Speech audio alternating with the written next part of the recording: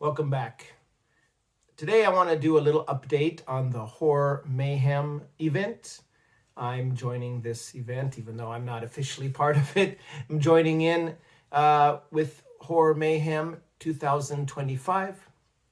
This year's theme is Decades of Dread, where the goal is to read some horror short stories or short novels spanning the decades. And I've got quite a few here of older, over 100 years ago, plus some of them, 150 plus year old stories. Now, this event was started by the Bookish Bryants, and this year it's dedicated to Scott Bryant. I mentioned this before in a previous video, which I'll link down below. Now, what I wanted to do for this event was basically break it down week by week throughout May and talk about some of the short horror fiction that I've read in that time frame. And since today here in Japan, anyway, is the 7th of May, this is the first week officially of May, so I thought I would go through the, 7 stories that I've read. 1, 2, 3, 4, 5, 6, 7. Yeah, I've read 7 short stories and I guess 6 and 1 novella or novelette. So I'd like to talk about those in order, just briefly, okay? I don't want to spoil anything. Big part of the joy or interest in a horror story, of course, is to not exactly know where it's going to go, although we can often guess might not be going well. That's true in some of the cases here, but not all. So first, I want to talk about the story I read from this collection. This is a nice Arkham House collection, The Purcell Papers by J. Sheridan Le Fanu. Now, Le Fanu was an Irish writer, and he's famous for several stories. Now, Arkham House put out 2 collections. This is the second one, and this is widely considered by even Auguste Derleth, the person who was the founder of Arkham House and an acolyte of H.P. Lovecraft and a scholar himself about classic horror fiction. Even he says in the introduction that these are Le Fanu's maybe lesser works or less famous works, but still have some merit. And I chose one. I tried a couple of different ones from this book, and I couldn't quite get into them, but I did enjoy The White Cat of Drumgunniol. Gunniol. It's hard to say. Can you see this one here? The White Cat of Drumgunniol. Gunniol. Pardon me, any Irish watchers, for how I butchered the name of that. Anyway, that was an interesting story. Again, very historical. Starts off with the writer telling a kind of a ghostly encounter they had, and then leading on to how it related to, he was out where he liked to go, and the narrator was talking about, I liked to go when I was younger out to this kind of tour, this kind of lake in this kind of quarry area, and I would read and relax in the quiet outdoors, which he stopped doing after this event when he saw a ghostly woman dressed in white coming down the hill and then walking across the water and disappearing on the other side. And he never went back because he was filled with such terror and dread. And then he recounted how this encounter was related to kind of a curse upon his family, talking about what happened with his father and then his great-grand-uncle who started it all. Basically, it involves a evil white cat that is kind of a harbinger of death. When the white cat appears and comes near you, tries to touch you or come near you, snarl at you. If you see it and it's dogging your steps, that means you will die soon. And he recounts several stories of how various relatives of his all succumbed to death shortly after encountering this evil spectral creature. And then he goes back to the very original start of this kind of curse or myth. It's an interesting story, and not as written in a little bit more old-fashioned style perhaps than some of the other Le Fanu stories like Green Tea or Mr. Justice Harbottle or whatever. Those are a little more approachable perhaps, but still quite readable. Interesting story. Maybe not really with an ending per se, but just kind of giving some various breakdown of encounters with this fear-inducing creature. Anyway, from there, that was written, apparently from what the introduction by Auguste Derleth says, this was written or between 1838 and 1840, but not published maybe until 1870, either shortly thereafter or close to Le Fanu's death.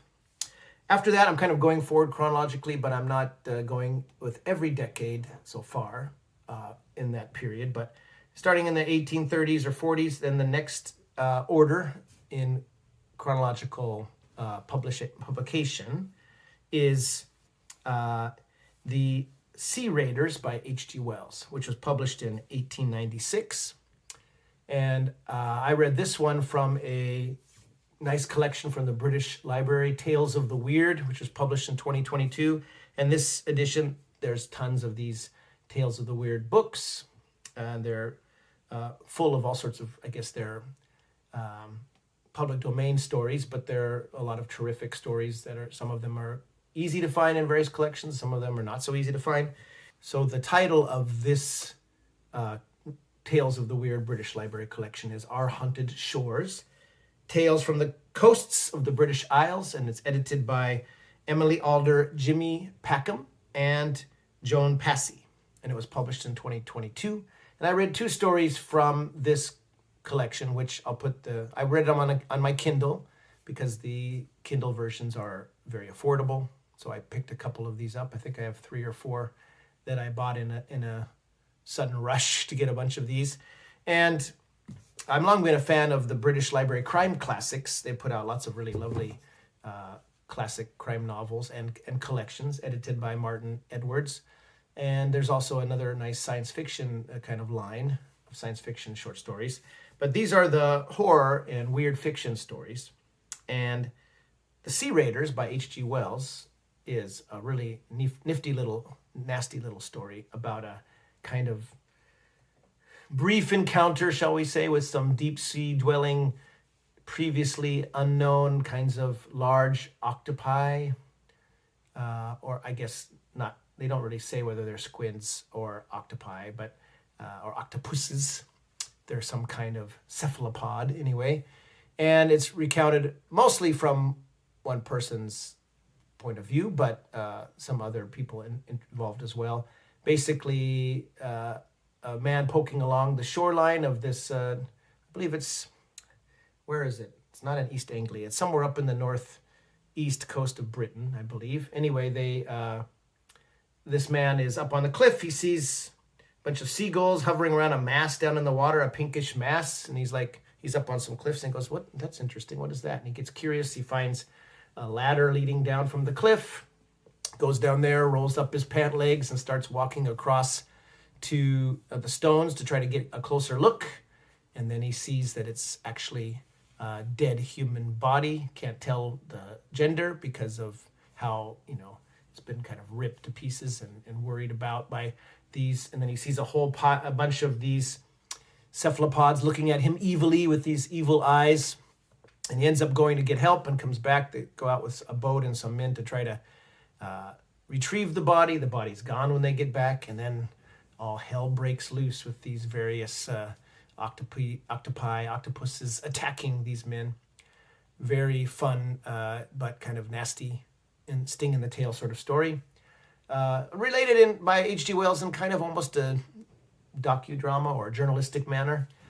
Very nice story, very interesting story. Nice, maybe I shouldn't use the word nice, but very fun kind of beast horror story. I thought I had this in some kind of physical book in my collection already, but I couldn't track it down, so I got it through this ebook version. Another story I read this past week also comes from this book. I'll come back to it later. That's by E.F. Benson. But the next one I read chronologically was from 1899, and that was The Brown Hand, which I read out of this edition. As I mentioned in my previous video about Horror Mayhem, I have several Arthur Conan Doyle horror collections. This one is a Dover edition. Dover made really nice books. This one was published probably quite a while ago, 1979. I don't have a reprinting on it, but this thing is, pristine, really, my copy. Again, selected and introduced by E.F. Blyler, who was the Dover Press expert on classic mystery and gothic and horror and other, various genres that always gave introductions in these. He talks about each of the stories in here. There are several good ones. And I read The Brown Hand because I've never read it before. And The Brown Hand is interesting. It's another one that's not particularly scary, but quite interesting. And it basically revolves around, it's told from the point of view of a once poor country doctor who inherited the wealth of his late uncle's estate. And he goes into explain why. He provided a certain kind of service for his uncle that he details in the story. And that, of course, involves the brown hand. Now, his uncle was a very famous surgeon and doctor in India. He was a Britisher, and when India was under British colonial rule, and this surgeon and his wife returned back to England and live in this big, vast pile of an estate. And the man is a shadow of his former self. And when various nephews and nieces are, coming to visit and hoping to get their be left in the will they have the massive estate bequeathed to them. But our narrator is the one who gets it because he comes up with a way to help this uncle with his spectral haunting that is, draining the life energy out of him, basically. It's a very interesting tale. Again, not particularly scary, but some of Doyle's horror stories are really scary. But this one is just more interesting more than anything else. Doyle, of course, was a big proponent of, especially later in his life after he lost his son in World War I, he became heavy into spiritualism. And, of course, the whole thing about the fake fairy incident some of you might know about, he was quick to believe. Many people thought he was rather credulous in his old age. But this is back when he was still, pretty focused on rational thinking and deductive reasoning, the man who created Sherlock Holmes, of course. And it's quite an interesting tale. I'll probably read one more Doyle before this month is out. I want to get back and check his Horror of the Heights story, which I have in another collection. It's not in this one for some reason. It's one of his best horror stories, so I'm not sure why E.F. Blyler didn't include it in this edition.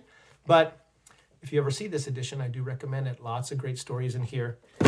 But I wanted to read one I had never encountered before, which is why I chose The Brown Hand.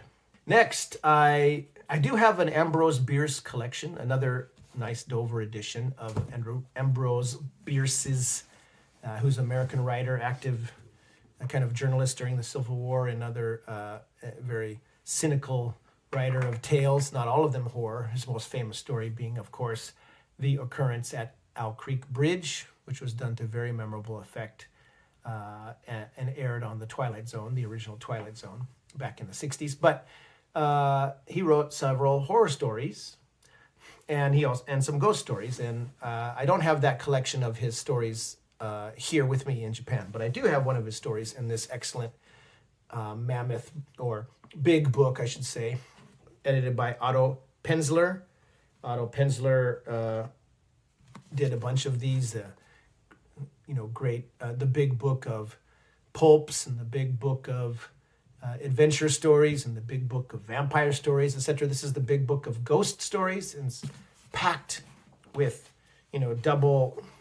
nice double columned, text. It's just jam-packed with stories. It's very, very, quite a long, not the longest of these editions, but, plenty long, I'd say, of the actual stories, including their content, acknowledgments, etc. 833 pages. So this is, again, like I mentioned, nice kind of frontispiece piece of art in there. There's some nice art throughout. So this was an Ambrose Bierce story, which was on page 102 of this massive tome. And again, there's always nice introductions and stories spanning, the decades for sure. So I could, if I wanted to, I could probably just read this whole thing for the whole month, and that would cover me. But I don't want to read just ghost stories. But this is an interesting ghost story. I don't know if it's my favorite Bierce story by any stretch, but it's interesting. And that is The Moonlit Road. And essentially what it is it's a ghost story kind of told from 3 points of view. So the first section, the first part, is a young man who's away studying at school. And again, this story was published in 1907. And this young man has just receives a note from his father asking him to please come home, like a case of emergency. And he comes back to find out his mother has been murdered, apparently by a stranger that the father, the husband of this first narrator, says he saw someone leaving the house right before, through the back door, right before he entered, and then he found his wife strangled to death. And then the second part details the husband's point of view, and then we get the third part, which is the dead wife's or dead mother's ghostly point of view. It's kind of interesting structure. Basically, it's kind of a sad story, but well done, interesting. I'm glad I read it. Ambrose Bierce is not one of my favorite horror writers, but he's an important one, especially in the American scene. He's kind of bridging between, say, Washington Irving, and then later getting into people like, of course, H.P. Lovecraft, etc. Okay, next, I read a William Hope Hodgson story from this Masters of Terror, Volume 1, William Hope Hodgson collection, edited by Peter Tremaine, who's a British horror writer of note himself. And this has several good stories, but I chose one that I hadn't read before, and it's The Finding of the Graiken, Graiken, Graiken. Graiken is the name of a ship that goes missing, and on this ship so it's narrated by, this is kind of a novelette, it's a longer story, and it's narrated by, I don't believe he's named, the narrator, but he has a good friend, and this narrator is just a really, I wouldn't say passive character exactly, because he does spring into action at a key point in this story, but he's very forgiving, let's say, of his good friend. And his good friend has a sweetheart, a fiancée, who was on this ship, the Graiken, that goes missing. And that person is Ned Barlow, is the friend. And his lover, or his fiancée, his intended, was on this ship making a big sail across the Atlantic, and then the ship was just disappeared. Nobody ever was bound for London and never came. And he becomes kind of very depressed, this Ned Barlow, and kind of obsessed about what might have happened to his sweetheart, of course. And in the meantime, the narrator of the story inherits his, again, a dead relative's estate, and becomes quite wealthy. And one of the things he inherits is a big yacht, a big sailing vessel. And he thinks, well, I want to get my friend Ned out of his funk, and maybe going to sea would work, but he's a little trepidatious. Is he still, because his fiancée disappeared at sea, maybe he's not interested in it. But in contrast, Ned Barlow was almost fanatically excited about the potential of this trip. And basically, he ends up kind of creating a mutiny almost, and taking over the ship over time, and locking the narrator in his own stateroom as they go deep into the Sargasso Sea. And it's almost like Ned Barlow is possessed with trying to find and save his intended, his fiancée. And of course, it's similar to, it's kind of a could be a double feature with the Sea Raiders, the H.G. Wells story, because it involves some not octopus necessarily, but some unnamed creatures with long tentacles that are living in this Sargasso Sea. Now, Sargasso Sea was used a lot in sea stories of horror, and talking about its massive patch of seaweed in the middle of the ocean somewhere, and lots of derelict ships out there. And so eventually this ship that's not owned by Ned Barlow. He's kind of commandeered it and swung them into his side, go into this seaweed-infested area trying to find his sweetheart's vessel and rescue it. It's quite an interesting story. As I said, it's a novelette basically, so it's one of the longer stories in this book. Not the longest, but one of the longer ones. And it's about 24 pages, and it's very interesting. More of an adventure tale with horror elements, I would say, but it does have some supernatural aspects to it as well. So I enjoyed that very much. William Hope Hodgson has, for his horror stories, it's pretty clear writing style. He's very similar to Arthur Conan Doyle in that regard. They're very different kind of writers, but Hodgson was a sailor. He had a lot of experience of the sea, so he wrote a lot of horror stories and spooky stories set on the sea and at sea, out in the ocean, where all sorts of weird things could possibly exist, especially back then at the turn of the 20th century.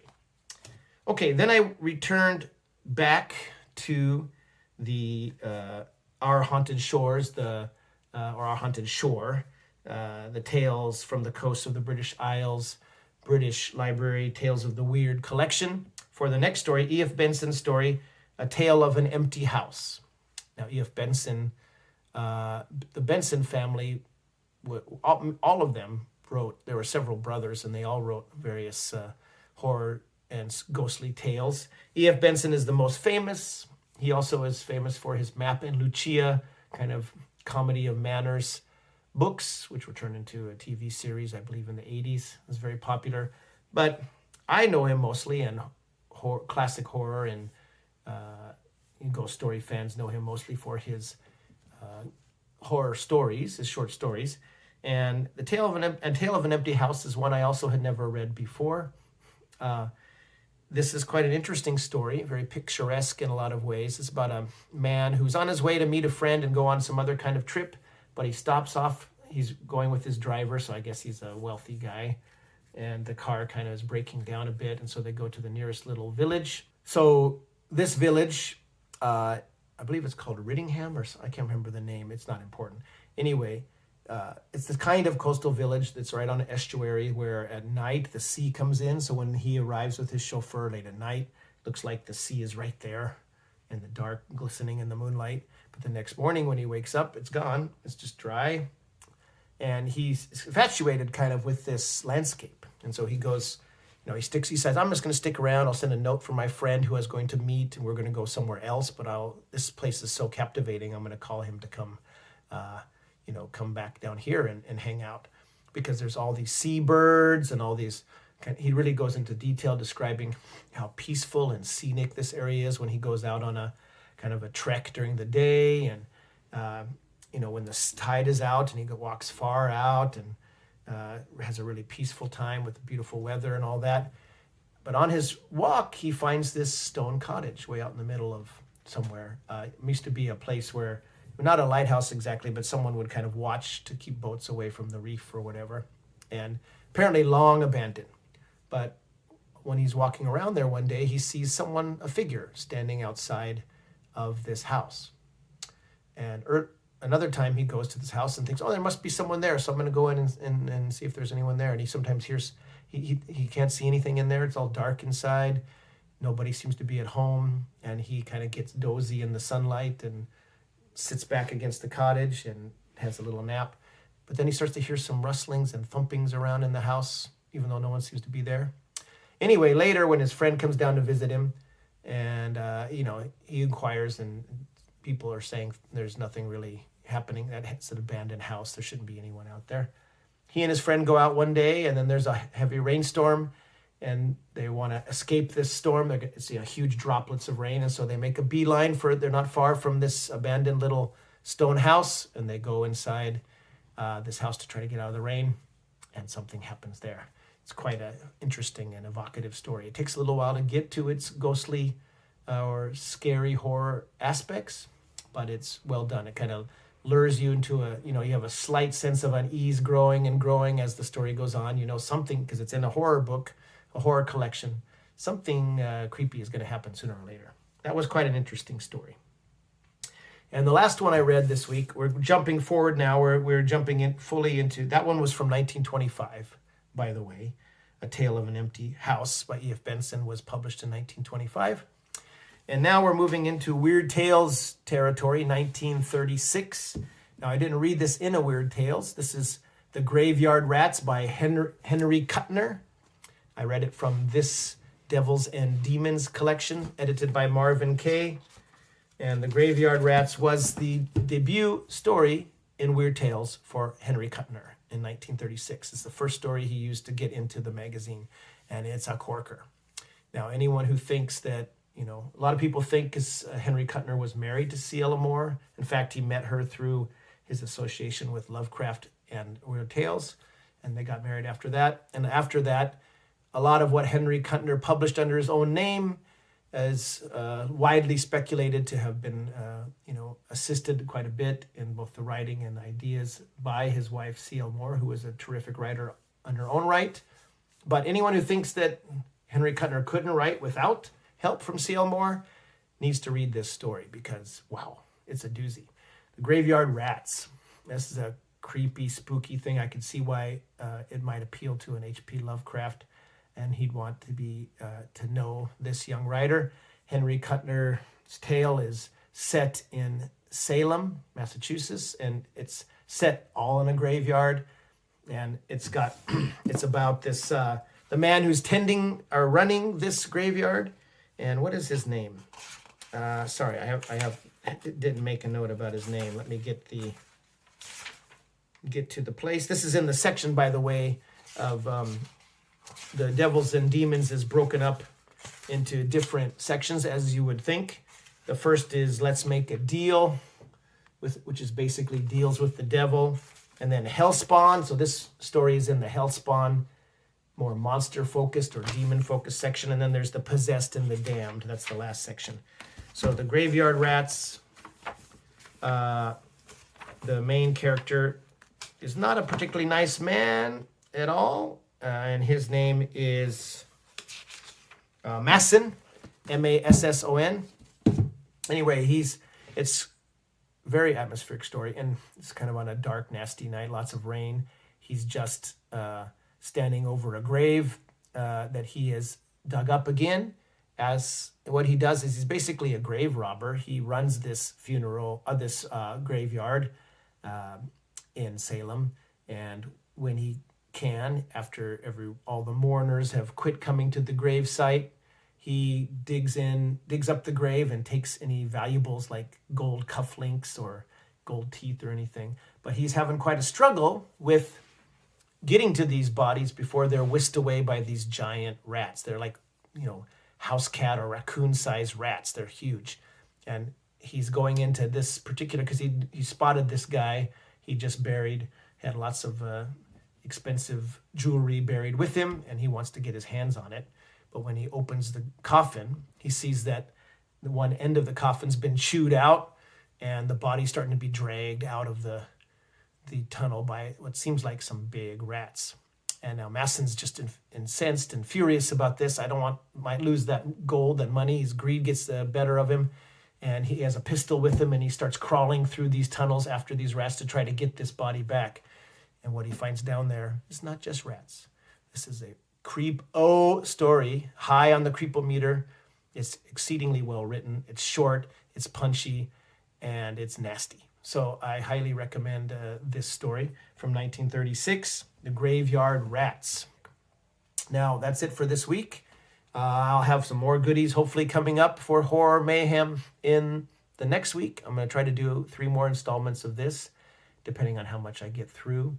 I'm hoping to at least get about 30 classic horror stories read up into... I'm going to probably keep sticking to the 20th century now, maybe since I did teens, 20s, and 30s, and the aughts in 1900s, 1907, 1913, 1925, 1936. I will probably go from the 40s on up for this next week and see how we do. Maybe some more back in the past that I'll go back to for previous decades. Anyway, that wraps up this installment of Decades of Dread, the Horror Mayhem for 2025. I will see you in the next video. Thanks for watching.